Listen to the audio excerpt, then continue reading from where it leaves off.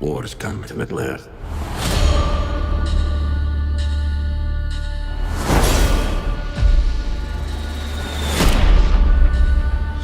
This is the work of Sauron.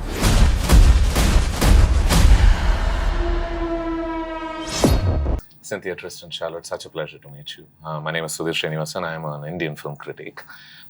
Maybe I can get started off with discussing the dynamics between both your characters. You play Queen Miriel and advisor Pharazôn.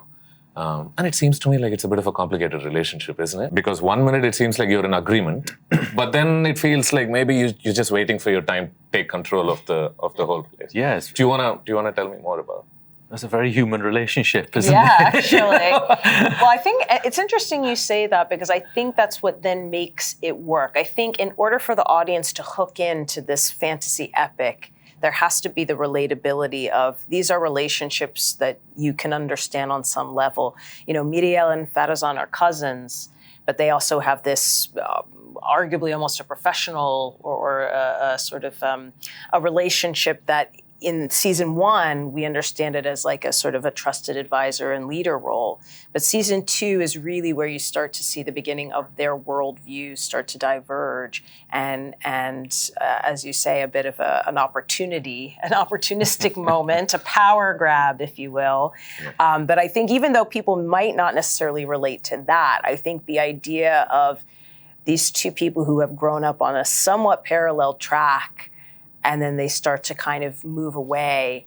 And I think that in general, for Tolkien especially, and this show, it is really about relationships, how all of these characters relate to one another, not just familiar relationships, but their dynamics with each other and how they change, especially in season 2.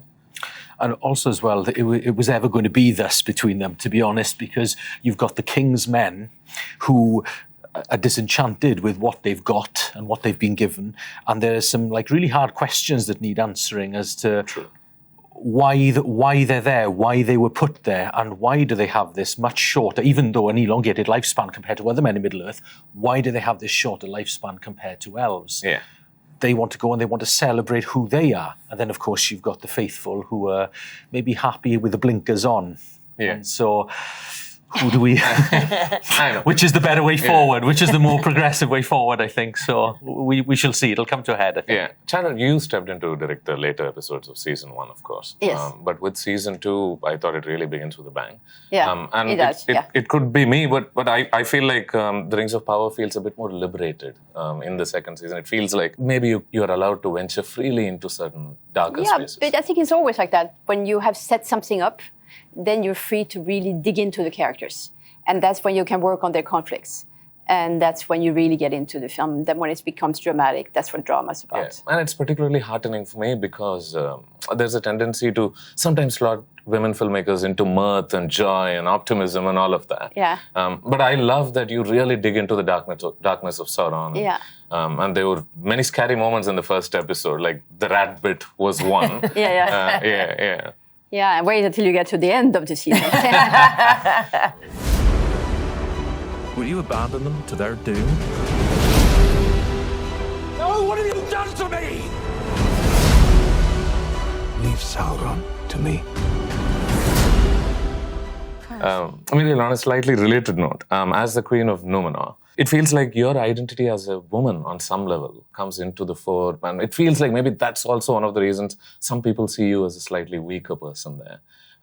There's your father, there's another man who's sort of vying to grab power from you. But he seems to be winning people over rather easily as well. Do you want to talk to me about that? Yeah, it's actually interesting because that, in my view, I actually think in Numenorean society, it isn't necessarily the view that women should not be in a position of power. I just think it just so happens that she is a woman. You know, she's not the first queen of Numenor. There have been queens before her.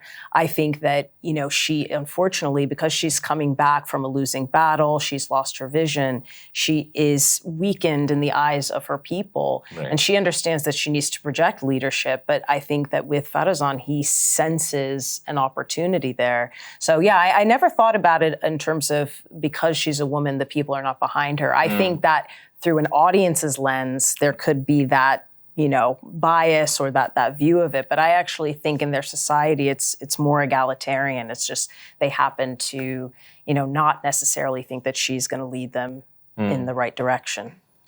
Charlotte, maybe I can ask you this. I love that the orcs get humanized in the show, and there seems to be somewhat of a rights-related conversation going on there as well, with Ada sort of standing for them and everything. Yeah. How do you see them? Do you feel any pity for them? Yes, absolutely. I think that everybody has their reasons. They're all suffering in their own manner.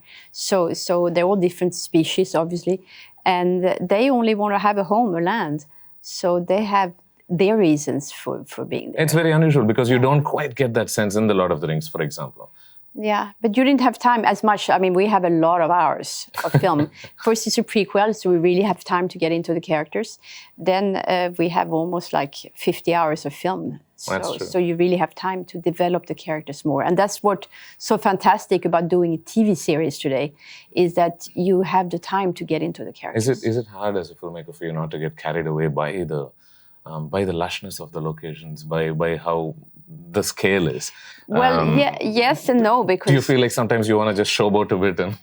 Yeah, well, I don't think it's lush everywhere. We have we were talking about that. We have fields with only mud and battles, so that was not hard. Right. What would you say, where do you think you got most indulgent in terms of this place I really want to show a bit more of? Yeah. I think it was Linden. I think that in Linden, because I didn't shoot so much, my episodes were not so much Numenor because I really, which is so beautiful, but I think it was Linden and a little bit Eregion at the end. And maybe as a final question, I can ask you this. The first season won some people over, but there was also some criticism about it. How do you see that pressure of having to maybe deliver a better season with season 2? You always want to do better, even if there wasn't all these criticisms. So you always try to improve and to try to make something stronger. I think it's going to be a very strong season.